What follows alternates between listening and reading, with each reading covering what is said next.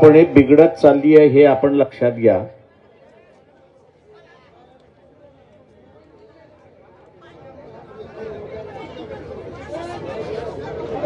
आणि आता शासन कोणाला वाचू शकेल अशा असणाऱ्या परिस्थितीमध्ये नाही. ज्या दिवशी घटना घडली त्याच दिवशी या शहरामध्ये एक मोर्चा निघाला. मोर्चाची मागणी काय होती तर बांगलादेशमधला असणारा जो हिंदू आहे त्याचं संरक्षण करा. आता बांगलादेश हा परभणी जिल्हा एवढाच आहे, त्याच्यापेक्षा मोठा नाही.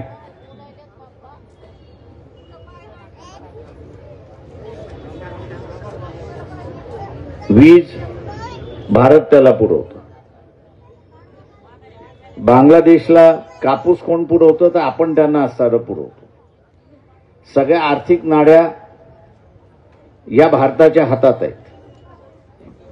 सरकार कोणाचं आहे ते हिंदूंचं सरकार आहे. काँग्रेसचं सरकार सेक्युलर सरकार स्वतःला म्हणतात, हे आपलं असणारं हिंदूंचं सरकार आहे. मी उदाहरण म्हणून असणारं देतोय. तुमच्या हातामध्ये सगळ्या नाड्या असल्यानंतरही तुम्ही त्यांना वटणीवर आणू शकत नाही.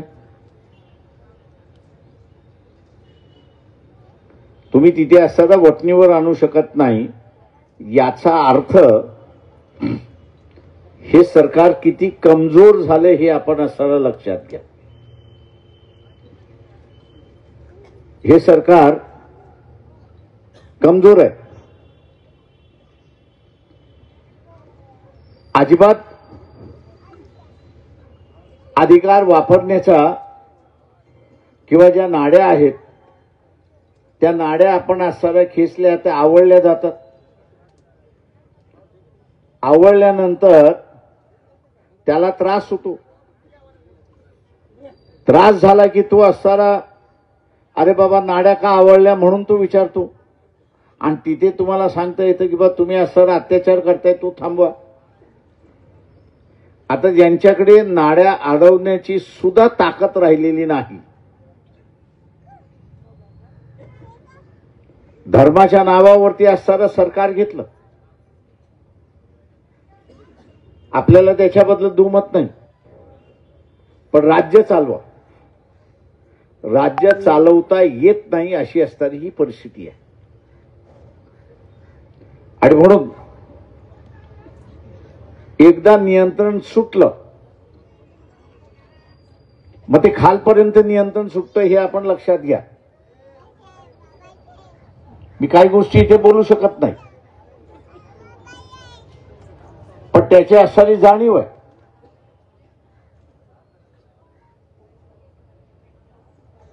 त्याच्यामुळे आता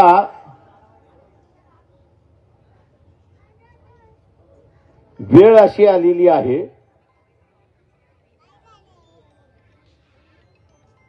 की कायदा आणि सुव्यवस्था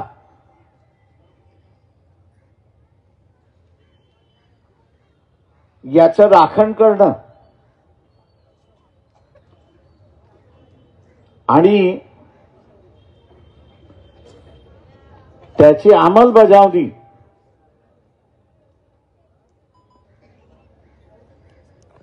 ही सुद्धा करणं महत्वाचं आहे असं मी त्या ठिकाणी मानतोय.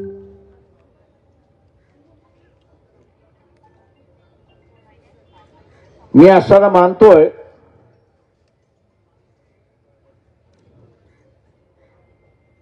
की सूर्यवंशींचं पोस्टमॉर्टम झालंय. आतापर्यंत पोलीस असं सांगत होते की त्याला हार्ट अटॅक आला, पण त्याला हार्ट अटॅक आलेला नाही. डॉक्टरांनी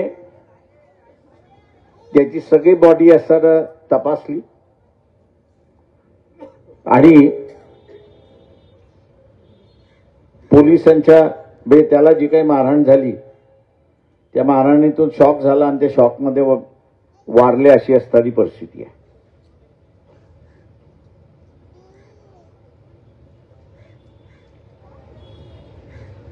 जो कोणी असेल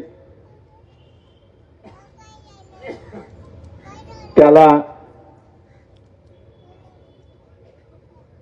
ही शिक्षा आपण करून घेणारच, पण त्याच्यातला एक संदेश येतो ते आपण लक्षात घ्या. एक संदेश येतो तो लक्षात घ्या. जे काही पेरल्या गेलंय ते आता उगवायला लागले हे आपण लक्षात घ्या. जे पेरलंय ते आता उगवायला लागले. इथं पेरल्या काय गेलं? धर्म पेरल्या गेला आणि द्वेष पेरल्या गेला. धर्म पेरल्या गेलाय आणि द्वेष पेरल्या गेलाय. आता उगवणार द्वेष आणि धर्माचंच पीक.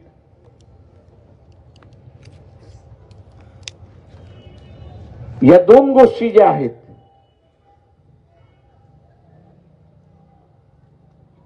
या कोणा नाही कोणाच्या तरी डोक्यामध्ये बसणार आहे आणि ज्याच्या कोणाच्या डोक्यामध्ये बसणार आहे तो बेकाबू होणार आहे. इथे काही पोलीस बेकाबू झालेले आपण पाहिलेले आहेत. जाऊ द्या, रडू द्या, काय चिंता नका करू.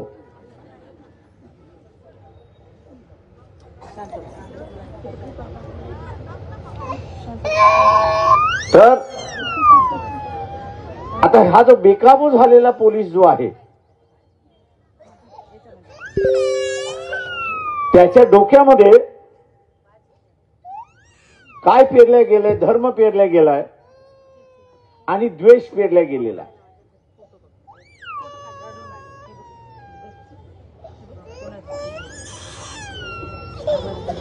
तेव्हा आता जसं काही जणांनी कायदा आपल्या हातात घेतला, कायदा त्यांनी आपल्या हातात घेतला आणि कायदा हातात घेऊन त्यांनी लोकांना असणारा उलट सुलट बडवायला सुरुवात केली.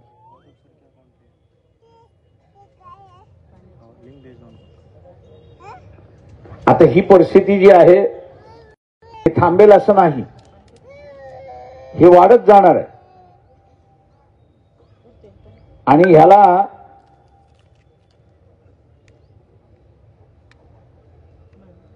थांबवायचं असेल तर काही गोष्टी तुम्ही असणाऱ्या पाळल्या पाहिजेत. लय जणांना वाईट वाटेल मी जे सांगणार आहे त्याच्यातलं. ते म्हणतील दंगलीचा आणि ह्याचा काय संबंध आहे? तुम्हाला दारू पिणं सोडावं लागेल,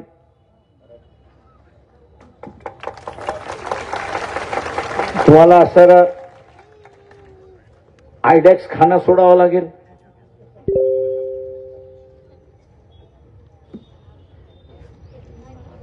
नशा आहे. आयडेक्स लोक ब्रिटानिया ब्रेडवरती लावून खातात. ही नशा आहे, ही सोडावी लागेल. आणि ते सोडून स्वतःला मजबूत करावं लागणार. स्वतःला मजबूत करावं लागणार म्हणजे 4 किलोमीटर पळलं पाहिजे. 4 किलोमीटर कशासाठी पळलं पाहिजे? तर तुम्ही SRP मध्ये गेला पाहिजेत, मिलिटरीमध्ये गेला पाहिजेत, CRP मध्ये गेला पाहिजेत, बॉर्डर सिक्युरिटी फोर्सेस मध्ये गेला पाहिजेत, पोलीस खात्यामध्ये गेला पाहिजे.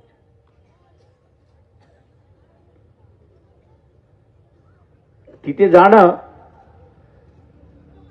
म्हणजे आपण असणारं हा जो बेकाबू झालेला जो आहे त्याच्याशी संवाद करताय.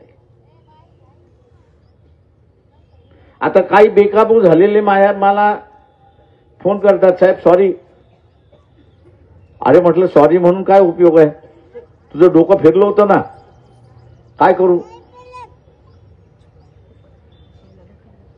आता, हे जे काय करू जे आहे असा जो एलिमेंट आता असणारा शिरकाव झालेला आहे, याच्यावरती नियंत्रण करायचं असेल तर या देशामध्ये कोणाचा धर्म काही असो, कोणाची जात काही असो, कोणाचा समाज काय असो, प्रत्येकाला राहण्याचा अधिकार आहे आणि ह्या देशावरती त्याचा अधिकार आहे, हे आपल्याला असणारं त्या ठिकाणी पसरावं लागणार आहे. आपण दंगल बघतो, पोलिसांनी केलेला लाठीमार करतो, मान्य आहे मला की ज्यांनी लाठीमार केलाय त्याला असणारा गुन्हा झाली पाहिजे, शिक्षा झाली पाहिजे, त्या पोलिसाला शिक्षा होईल, मान्य आहे. पण त्याच्यासारखे अनेक पोलीस आहेत या व्यवस्थेमध्ये, म्हणजे नुसतं पोलीस खात्यात नाही, सरकारी खात्यामध्ये आहेत, इतर खात्यामध्ये आहेत, की ज्यांची मी म्हणतोय की जी प्रेरणा इथे असणारे गेले 10 वर्ष, 15 वर्ष, 20 वर्ष झाली, धर्माची प्रेरणा झाली आणि द्वेषाची प्रेरणा झाली. नुसती धर्माची प्रेरणा झाली असती, पेरणी झाली असती तर काही फरक नव्हता. पण या धर्माच्या पेरणीबरोबरच द्वेषाची सुद्धा पेरणी त्या ठिकाणी पेरण्यात आली. आणि म्हणून इथला सगळ्यात मोठा बळी जर कोण गेला असेल तर विश्वास हा सगळ्यात मोठा बळी घेतला, हे आपण लक्षात घ्या. आणि हा विश्वास बळी गेल्यामुळे आपण एकमेकांकडे असणाऱ्या संशयाच्या वातावरणात त्या ठिकाणी पाहतोय, अशी परिस्थिती आहे.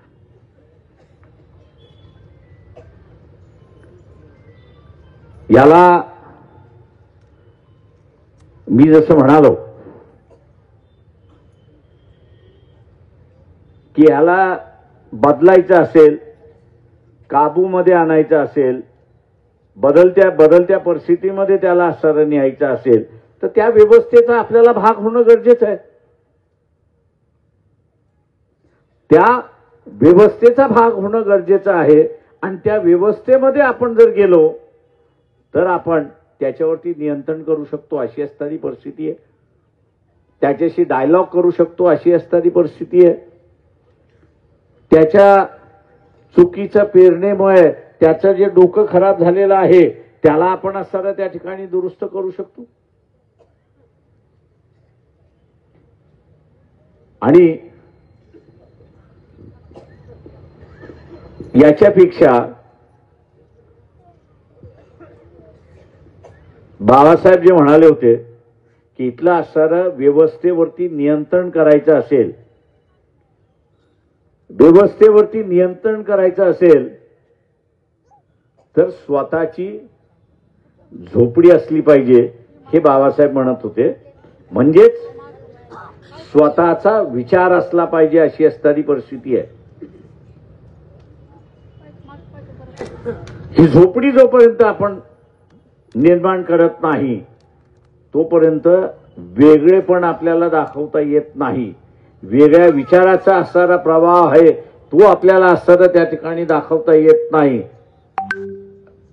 मला अनेक जण आज असणारं परभणीतल्या फुलेशाहू आंबेडकर वाद्याने जो लढा दिला त्याच्याबद्दल दाद नाही असं म्हणतायत. इतर कोणी असते तर दबून गेले असते, अशी परिस्थिती आहे. इतर कोणी असतं तर दबून गेले असते, अशी परिस्थिती आहे.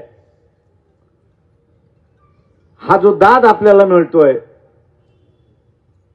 त्याचं कारण की तो अपेक्षा बाळगतोय की आपण या देशामध्ये एक नवा फुलेशाहू आंबेडकरी विचार घेऊन चाललेला आहे. त्याची झोपडी तुम्ही उभी करा, आम्ही त्या झोपडीमध्ये यायला तयार आहोत, हा संदेश आहे, हा आपण लक्षात घ्या. हा संदेश आहे. आज भयभीत वातावरण आहे. मी अजून भेटलो नाही, पण ज्या कुठल्या पीडिताला भेटलो त्याला एकच विचारलं, तू पोलीस स्टेशनमध्ये कंप्लेंट करायला तयार आहे का? कालपर्यंत मला निरोप होता की नाही, आज तो स्वतःहून म्हणायला लागलाय नाही, मी पोलीस स्टेशनमध्ये येऊन कंप्लेंट द्यायला तयार आहे आणि कुठल्या पोलिसांनी मला मारलंय त्याचं नावही मी सांगायला तयार. हाही तिथला असणारा एक विश्वास आहे असं त्या ठिकाणी मानतो. माझं आव्हान आहे आपल्या सगळ्यांना या ठिकाणी की सूर्यवंशीची असणारी बॉडी जी आहे ती तासात दीड तासात या ठिकाणी येईल. आजच कदाचित त्यांच्या कुटुंबाचा निर्णय घेतील की आजच त्याचा असणारा अंत्यविधी करायचा आहे. त्या अंत्यविधीपर्यंत मी आहेच या ठिकाणी. आपण सगळ्यांनी शांतता ही राखायची आहे. आपल्यातला असणारा एक भीक सैनिक गेला याचं दुःख आहे. एक लढणारा योद्धा आपल्यातून निघून गेला हेही आपलं असणारं एक मोठं नुकसान आहे असं मी त्या ठिकाणी मानतोय. पण आपण असणाऱ्या आपल्या भावनेवरती काबू आपण ठेवला पाहिजे. या दंगलीमधली बरीच माहिती माझ्याकडे आहे, पण मी इथे काही सांगत नाहीये. मी एवढंच फक्त आपल्याला या ठिकाणी सांगणार आहे की सरकार ज्यावेळेस अस्थिर होतं, दिसायला अस्थिर नव्हतं, पण मी जसं मगाशी उदाहरण दिलं की बांगलादेश परभणी जिल्हा एवढाच आहे, त्याची लोकसंख्या सुद्धा तेवढीच आहे, सगळ्या नाड्या आपल्या हातात आहे, त्यांना असणारं पाणी आपण देतोय, त्यांना असणारं वीज आपण असणारं देतोय, त्यांची असणारी इंडस्ट्री जी आहे टेक्सटाईलची, तिथला असणाऱ्या कापसाची इंडस्ट्री आपल्या ह्याच्यावरती चालते, दळणवळण त्यांचं असणारं चालतंय. सगळी नाड्या हातात असताना हे सरकार ज्यावेळेस आवळू शकत नाही आणि तिथल्या शेजारच्या लोकांवरती असणारा तिथे न्याय देऊ शकत नाही आणि त्यांच्यावरती हल्ले थांबवू शकत नाही, तेव्हा हे सरकार कितकं कमकुवत आहे हे आपण सारं लक्षात घ्या. सरकार ज्यावेळेस कमकुवत होतं असतं त्यावेळेस ज्यांना या कमकुवतपणाचा फायदा घ्यायचा, ज्यांना ह्या कमकुवतपणाचा फायदा घ्यायचा आहे ते मग या कमकुवतपणाचा फायदा घेतात अशी असणारी परिस्थिती आहे.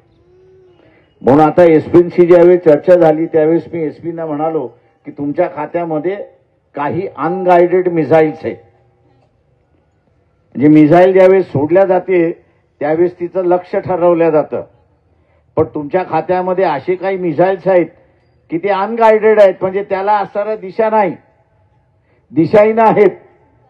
आणि असे दिशाहीन असणारे जे मिसाईल्स आहेत त्यांच्यावरती पहिल्यांदा नियंत्रण आणा. ते नियंत्रण आलं की शहरामधला असणारा कारोबार शांत होतो हे आपण असणारं लक्षात. आणि म्हणून माझं आव्हान आपल्या सगळ्यांना राहणार आहे या ठिकाणी की आपण असणारा ज्यांनी जाचती केली त्याच्यावरती कारवाई करू. याच्यातलं जे साक्षीदार आहेत त्या सगळ्या साक्षीदारांना माझी असणारी नम्र विनंती आहे की आता 2 महिने झाले, 3 महिने झाले, आता कशाला मी लावू. आणि बऱ्याच केसेस मी अशा बघितलेल्या आहेत की आपल्या इथं न्याय व्यवस्थेमध्ये एखादी केस निकाल लागायला 3-4 वर्ष त्या ठिकाणी लागतात आणि जो साक्षीदार असतो तो साक्षीदाराचा मग त्या काळामधला इंटरेस्ट निघून जातो आणि म्हणून अनेक केसेसमध्ये न्याय मिळत नाही अशी असणारी परिस्थिती आहे. किंवा ज्यांनी असणारा साक्ष दिलेली आहे पोलीस स्टेशनमध्ये त्या सगळ्यांना माझी असणारी विनंती आहे की शेवटपर्यंत आपण चिकटून राहिलं पाहिजे. जे आज पोलिसांनी दिले 4 वर्षानंतर सुद्धा आपल्याला कोर्टामध्ये ती सांगायची ताकद हिंमत ही आपण ठेवली पाहिजे. नाही आता 2 महिने झाले 3 महिने झाले आता कशाला मी त्याच्या विरोधात जाऊ. ही जी एक आपल्या कानामध्ये भोंगा लागल्यासारखा काही जणांचा भोंगा लागतो. तो भोंगा लागला की आपण पहिल्यांदा लक्षात यायचं की हा आपल्या विरोधातला आहे, हा पोलिसांचा असणारा खबऱ्या आहे, हा विरोधकांचा हस्तक आहे आणि म्हणून भोंगा म्हणून आपल्या कानाशी लागलेला आहे. तेव्हा ह्याच्यापासून वाचायचं हे आपण असणारा लक्षात घ्या. आणि हे जर आपण केलं तर ज्या कोणी पोलिसांनी किंवा ज्या कुठल्या व्यक्तीने अत्याचार केलेला आहे त्याला सजा झाल्याशिवाय राहणार नाही एवढं आपण असणारं लक्षात घ्या. आणि म्हणून आपण सगळेजण या ठिकाणी 1-2 मिनिटं जिथे उभे आहात बसलेले आहात तिथेच बसून आपण सूर्यवंशी ह्यांना श्रद्धांजली अर्पण करायची आहे. तेव्हा आपण जिथे आहात तिथेच उभे राहा. मी सावधान म्हटलं, बसलेले बसून ना, जे बसलेले आहेत त्यांनी बसून राहा, जे उभे आहेत त्यांनी उभे राहा.